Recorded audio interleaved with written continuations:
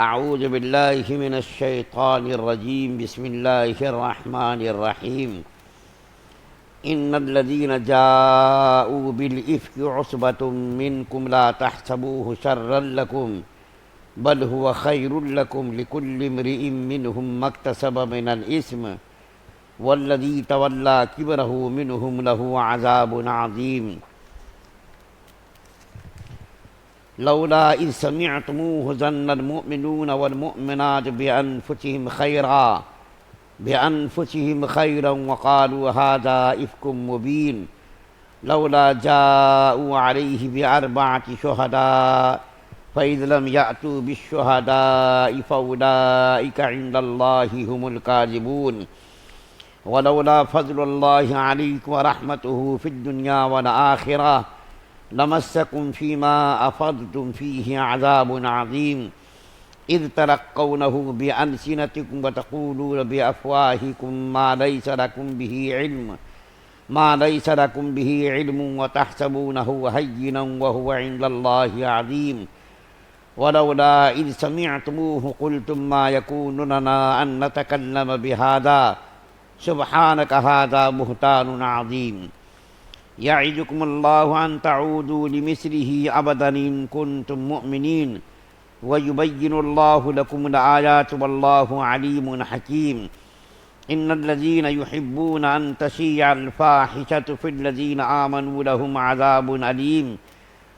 عذاب أليم في الدنيا والآخرة والله يعلم وأنتم لا تعلمون ولولا فضل الله عليكم ورحمته وأن الله رؤوف رحیم۔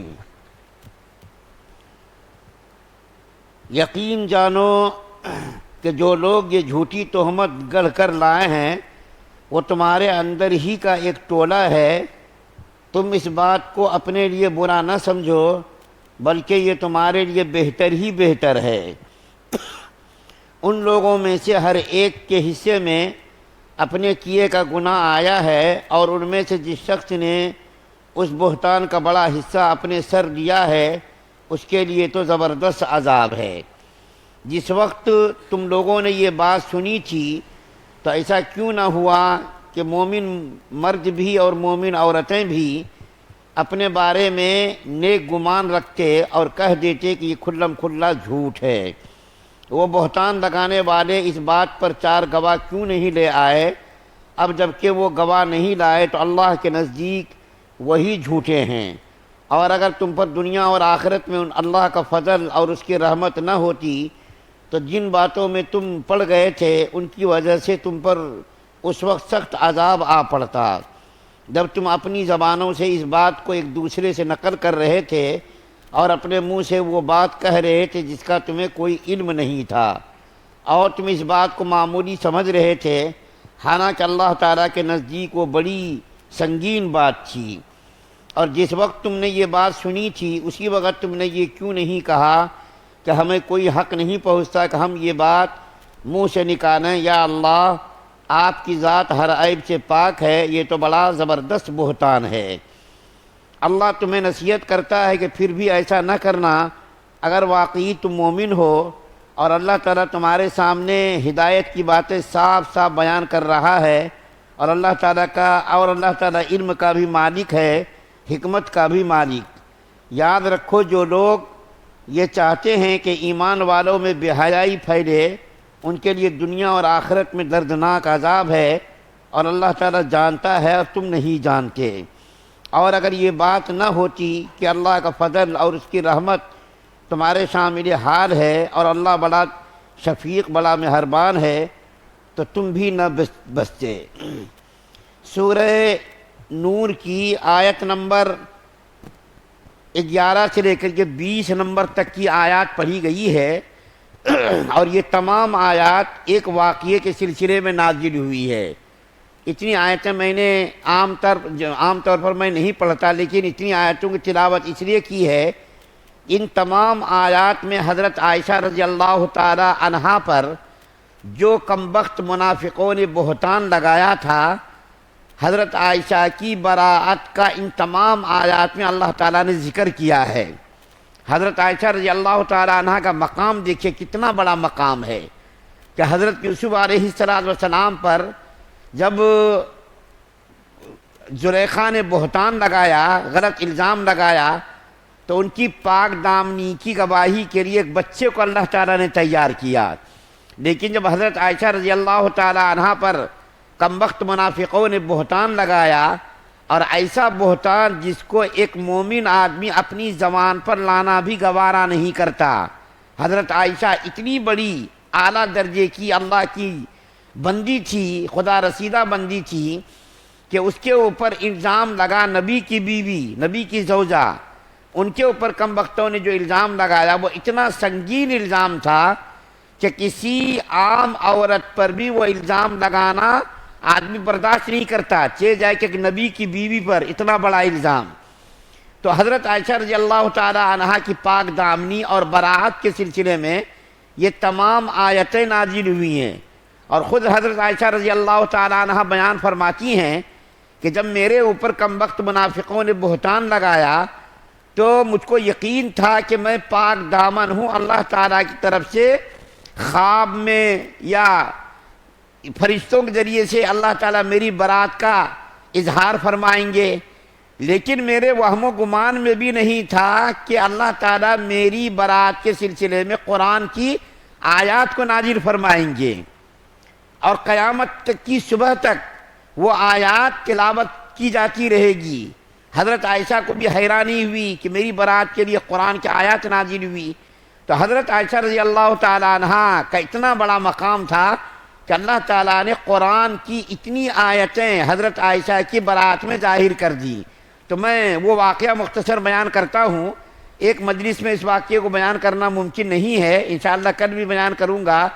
آج تھوڑا سا حصہ اس کا بیان کرتا ہوں، کل انشاءاللہ اس کا حصہ اور بیان کروں گا۔ وہ واقعہ یہ ہے کہ جب نبی کریم صلی اللہ علیہ وسلم مکے میں رہے تو مکی زندگی میں صرف ایک دشمن سے سابقہ تھا، اور وہ دشمن کون تھا؟ کافر لوگ تھے۔ نبی کریم صلی اللہ علیہ وسلم کو کافروں نے بڑی اذیتیں پہنچائی، اور وہ اذیتیں جسمانی اذیت تھی، آپ کو گالیاں دینا اور جو برا بھلا کہنا، پاگل مجنون دیوانہ کہنا۔ مکے کے اندر صرف ایک دشمن سے سابقہ تھا، لیکن جب نبی کریم صلی اللہ علیہ وسلم ہجرت فرما کر مدینہ تشریف لے گئے تو کئی دشمن تیار ہو گئے۔ پہلے سے تو دشمن تھے ہی کافر لوگ، مدینے میں آنے کے بعد ایک دشمن تو یہودی، جو اسلام کا سب سے کٹر دشمن، مسلمانوں کا سب سے بڑا دشمن، اور ایک عیسائی لوگ، اور ایک ٹولہ ایسے لوگوں کا تھا جو اندر ہی اندر مسلمانوں میں ہی وہ دشمن تھا، اور مسلمان اس کو پہچان نہیں پا رہے تھے۔ اور وہ ٹولہ کس کا تھا؟ منافقوں کا تھا، اور منافقوں کا سردار اور سرغنہ کون تھا؟ عبداللہ ابن ابی تھا۔ اور یہ عبداللہ ابن ابی مدینے کا بہت ہی بااثر آدمی تھا، اور ایک زمانے میں عبداللہ ابن ابی کو مدینے کے جو انصار اسلام لانے سے پہلے عبداللہ ابن ابی کو اپنا سردار منتخب کرنے والے تھے، لیکن اسی درمیان میں نبی کریم صلی اللہ علیہ وسلم جب مدینہ تشریف لائے تو نبی کریم صلی اللہ علیہ وسلم کو ان لوگوں نے سردار تسلیم کر لیا، اور عبداللہ ابن ابی کی جو خواہشیں تھی، ارمان تھے، وہ سب دھرے کے دھرے رہ گئے۔ تو وہیں سے عبداللہ ابن ابی منافق کے دل میں اسلام اور مسلمانوں کی دشمنی پنپنے لگی، اور یہ کمبخت ہر وقت اس انتظار میں رہتا تھا کہ کسی طریقے سے اسلام کو ملیا میٹ کیا جائے، نبی کریم صلی اللہ علیہ وسلم کی ذات اقدس کو داغدار کیا جائے، نبی کریم صلی اللہ علیہ وسلم کے ازواج مطہرات کو بدنام کیا جائے۔ چنانچہ ایک موقع ایسا آیا، 6 ہجری میں ایک لڑائی ہوئی ہے، 6 ہجری میں ایک لڑائی ہوئی ہے۔ معلوم ہوا کہ مدینے کے باہر ایک قبیلہ تھا جس کا نام بنو مستلق قبیلے کا تھا نام۔ تو معلوم ہوا کہ اللہ کے رسول صلی اللہ علیہ وسلم کو یہ پتہ چلا کہ بنو مستلق کے لوگ مدینے پر حملہ کرنے والے ہیں، تو نبی کریم صلی اللہ علیہ وسلم نے یہ سوچ کر کہ وہ حملہ مدینے پر کیوں کریں، ہم ہی اس کے اوپر چڑھائی کر دیں۔ چنانچہ نبی کریم صلی اللہ علیہ وسلم چڑھائی کرنے کے لیے مدینے سے روانہ ہوئے، اور اس قبیلے کو تباہ و برباد کر کے غالب اور فتح یاب ہو کر کے مدینہ کی طرف واپس تشریف لا رہے تھے۔ جب راستے میں ایک جگہ پڑاؤ ہوا تو تمام مسلمان راستے میں رک گئے، حضرت عائشہ رضی اللہ تعالی عنہا بھی اس سفر میں تھی۔ نبی کریم صلی اللہ علیہ وسلم کا معمول یہ تھا کہ قرآن اندازی فرماتے تھے، اور جس بیوی کا نام قرآن اندازی میں نکلتا تھا اس کو اپنے ساتھ، تو حضرت عائشہ رضی اللہ تعالی عنہا اس سفر میں ساتھ تھیں۔ راستے میں جب قافلہ رکا تو حضرت عائشہ رضی اللہ تعالی عنہا کا جو اونٹ تھا اس کے اوپر ایک ہودج بنا دیا گیا تھا، پردہ ڈال دیا گیا تھا، اور حضرت عائشہ رضی اللہ تعالی عنہا اسی کے اندر بیٹھی رہتی تھی، اور بعض صحابہ کرام اونٹ کی نکیر پکڑ کر کے اس اونٹ کو لے کر کے چلا کرتے تھے۔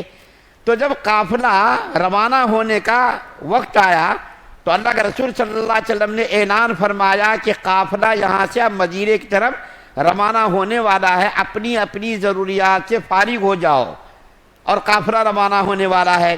تو حضرت عائشہ رضی اللہ تعالیٰ عنہا بھی اس حوض سے نکل کر کے جنگل کی طرف چلی گئیں اپنی ضرورت سے فارغ ہونے کے لیے۔ جب ضرورت سے فارغ ہونے کے لیے گئیں تو جو گلے میں ہار تھا وہ ہار ٹوٹ کر کے غائب ہو گیا۔ حضرت عائشہ رضی اللہ تعالیٰ عنہ اس ہار کو تلاش کرنے لگی، اور تلاش کرتے کرتے بہت دیر ہو گئی۔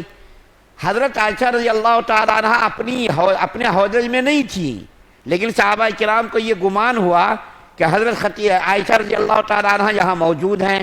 اس کی وجہ یہ بیان کی گئی ہے کہ حضرت عائشہ کی عمر اس وقت بہت کم تھی اور وزن بھی بہت کم تھا، پتہ نہیں چلتا تھا۔